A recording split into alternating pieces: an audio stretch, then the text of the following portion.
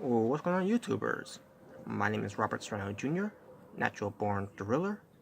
Welcome everyone to WWE NXT Review, the show from November 7th, 2018.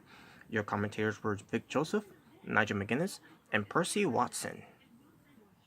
So let's get to what happened in the opening of NXT from last week, basically, because this is a pre-recording, and I got a lot catching up to do too. So, we get Heavy Machinery defeating the Forgotten Sons, which it was Steve Cutler and Wesley Blake, while you have Jackson Reddick. I think that I say his basically give a WWE given name. Yeah, basically the match itself was pretty good.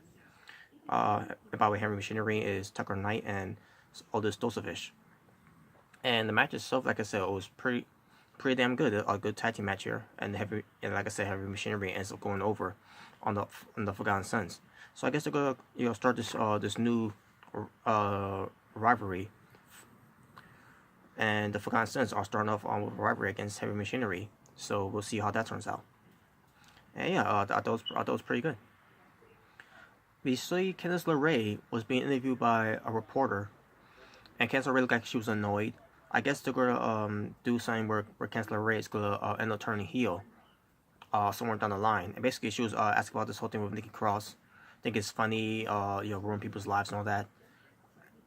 Which that's not how we've seen it. Cause I don't understand how Nikki Cross is ruining anyone's lives when she witnessed of Johnny Gargano doing what he did.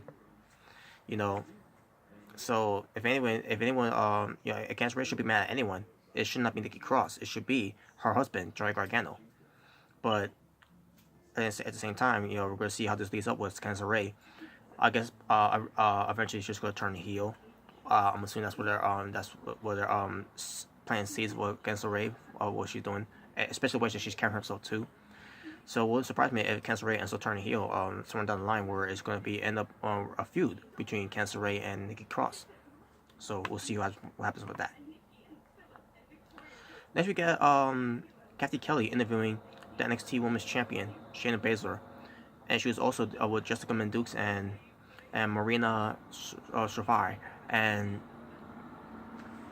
basically the interview was about Kathy Kelly was talking about what I think pertains to Shayna Baszler winning with help against Kairi Sane from Evolution, and then Shayna Baszler was like telling Patty Kelly, is that all you gotta say? He said you're not gonna say anything about her being the first ever two-time NXT Women's Champion.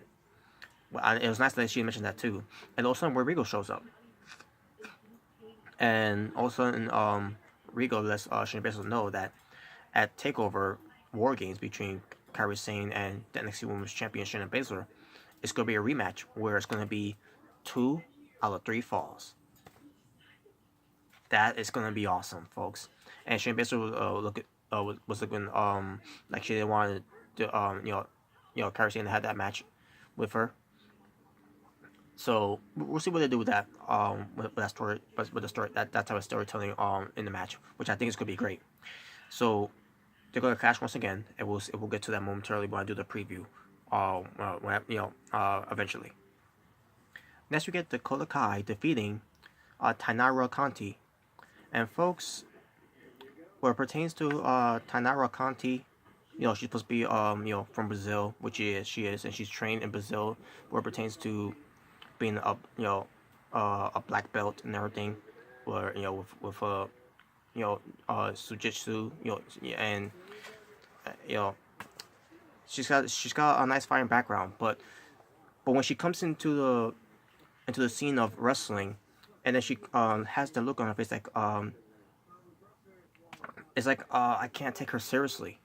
At first, I tried to take her seriously when I first saw her last year for the Mania Classic, where she didn't she ends up coming up short, but and I thought at one point they was gonna take her seriously when she ended up being on NXT last year, and still is on NXT, but still, where she was signed with Undisputed Era against Nikki Cross and Sanity, and then all of a sudden the one who's got a fighting background ends up losing a fight to a crazy twisted sister in Nikki Cross. You know, in a real life, in a real life situation, someone with a fighting background, what pertains to knowing martial arts, Sujitsu should have a better offense against a crazy person. But nope. In WWE world, basically basically what pertains to Tanara Conti against Nikki Cross, Tanara Conti had to be the one that look like a joke and everything. And then as it goes by, as you get to this point, still Tanara Conti is still being treated like a joke, and she's carrying herself like a joke right now, where she's she's always feeling cocky and all that. I'm supposed to take, and someone like me is supposed to take her seriously because of her fine background, and she's not even, she couldn't even do that.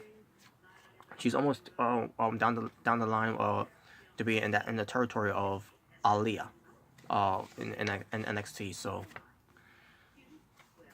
it's become very disappointing, and at this point I'm just like, what the hell with Tanara Conti.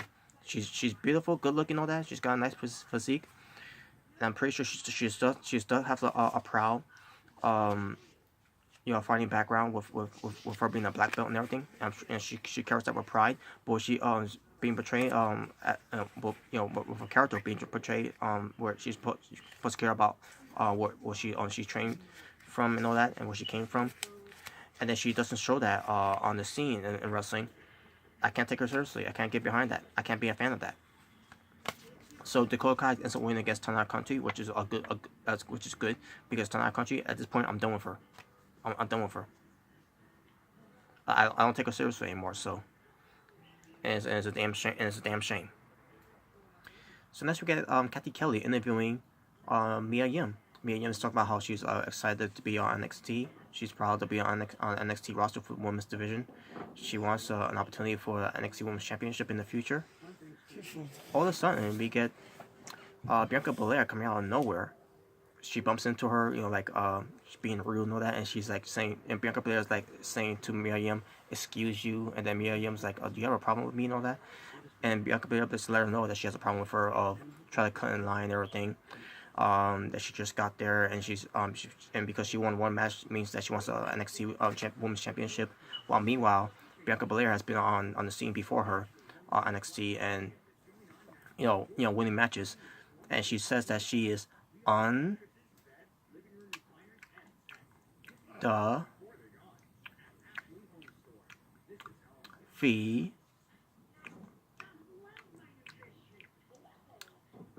Ted.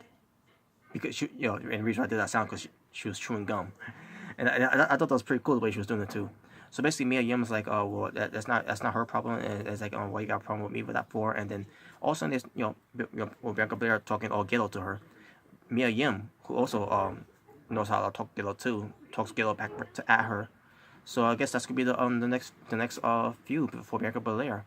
You know what? I'm sold. Mia Yim versus Bianca Belair. That's gonna be an awesome match whenever they decide to do that. And I can't wait to see this match to see what it turns out to be. They saw an exclusive video of Keith Lee and Matt Riddle. I guess this was from after Matt Riddle's match against I'm trying to remember who he wrestled against, but but they were walking on the hallway, and all of a sudden they bump into Cassius Ohno, and Cassius Ohno is like, "Oh, we're making new toys and all that, right?" And basically, I guess Cassius Ohno is challenging Matt Riddle to a match, to play with his new toy and all that. We're making his new toy, and that's Matt Riddle. So I'm assuming that's what they're going to do there, and then also Cassius Ohno walks off, and then ended with Keith Lee and Matt Riddle talking a little bit more, and I don't remember actually what they said, but I think it has something to do with some rural comments, whatever. So yeah, and that was it. Then we get to a promo of Johnny Gargano. He talks about why he did what he did, and he explains why. He says, about his path with Aleister Black and the path that Johnny Gargano has been, during wrestling, and the path that Tommaso Ciampa has been as well, where their path led to each other, where they was going to face each other at Takeover Brooklyn, 4 were for the NXT Championship, and Gargano did what he had to do to just be himself and Ciampa, where he had to take out Aleister Black. So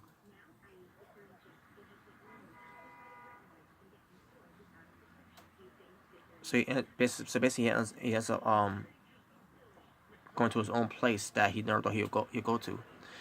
But he also referenced that he's still the same John Gargano, and he said but he's gonna be walking into a dark place because of that, and it talks about how Aleister Black has been you know has been black masking anyone by having them fade into black and all that, and he wanted to return that favor to him, um and basically saying that he's gonna make him he's gonna make him lie, he's gonna have him laying in the fate of his own black dark place and all that, where because they're gonna have a match at Takeover War Games too.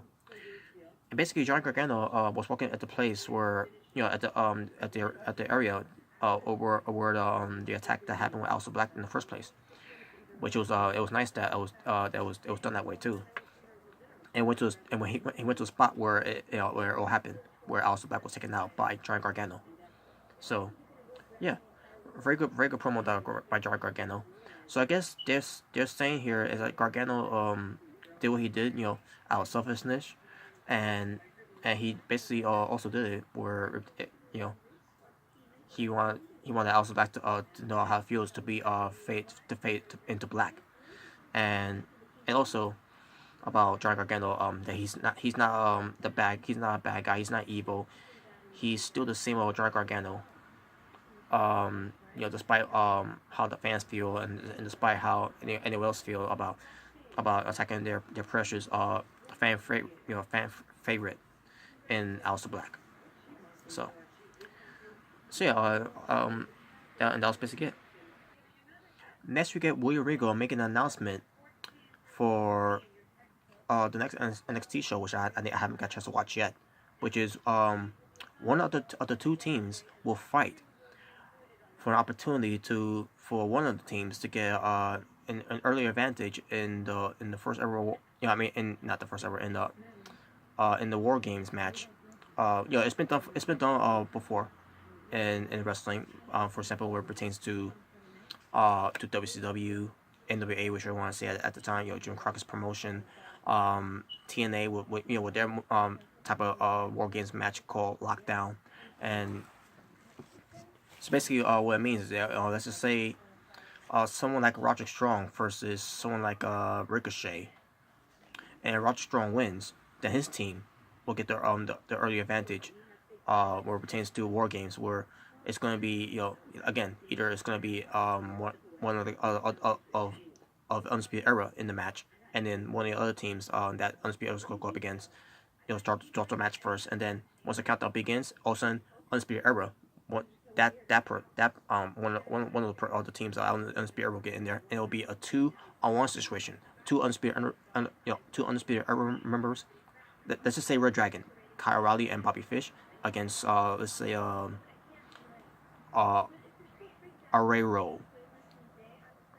Rowe, from War Raiders, and that's a good example of that. And as far as that matches, I haven't seen it yet, but when I get a chance to see it, I'll do a review of it, and you'll know how I feel about it too, and also what pertains to the preview leading up to it as well. We get the main event, Lars Sullivan defeating the Velveteen Dream. Now about this match too, this was a damn good match. Despite how I feel about the Velveteen Dream, the way he carried himself and everything, still can't get over his gimmick that the way he carried himself, where it pertains to doing his entrance, and playing psychological how you say the word, psychological mind games against his opponents, like kind of like how Goldust did. Basically, that's a good comparison, an extreme accurate way to describe it too. Velveteen Dream and Goldust playing their mind games on their opponents, psychological mind games. But But never, but when it pertains to someone like a Lars Sullivan, that's something you don't want to play that type of games with you know, because Lars Sullivan is a beast. So they're having a very good match too, by the way. Obviously, Velveteen Dream was one carrying the match, and Lars Sullivan, was just following his lead, and I thought it was pretty good. It was some cool spots in the match. Also, we get Tommaso Ciampa getting involved in the match, where this led to Lars Sullivan getting a win because of that brief distraction. Now here's the thing. I don't remember if it happened at the end of the match or happened like I'm assuming that's what happened. That's how it happened. But yeah, so Lars Sullivan gets the win over the Velveteen Dream, which means what it means. It means the Velveteen Dream was has not got any good momentum leading up to War Games against NXT champion Tommaso Ciampa, because it's just a one-on-one match between Tommaso Ciampa and the Velveteen Dream for the championship. So after the match, Tommaso Ciampa goes after the Velveteen Dream, and the Velveteen Dream fights back. And then Velveteen Dream ends up staying tall against Tommaso Ciampa, despite having officials there to break it up and everything. Yes, the Velveteen Dream gets the momentum and gets the one up against Tommaso Ciampa, the NXT champion, where the Velveteen Dream could be a legit contender against Tommaso Ciampa. And unfortunately, he's going to get the cheer because the Velveteen Dream is over, and he's going to get more over because he's going up against the heel, the kayfabe heel, Tommaso Ciampa. So yeah, doesn't matter. I'm still going for Tommaso Ciampa. Total amount of wrestling for NXT, the show from November 7th, 2018, 3 matches. My overall scoring for the show, I'm gonna go 7.5 out of 10. And with that being said, thank you all for watching. If this is your first time watching me, my name is Robert Serrano Jr., Natural Born Thriller. If you haven't subscribed to me yet, please do so right now. If you enjoyed this review, give it a thumbs up, give it a thumbs down. Either way, choice is yours and yours alone. So I'm gonna get out of here. You all take care, and I'll talk to you all soon. But for now, peace on the streets.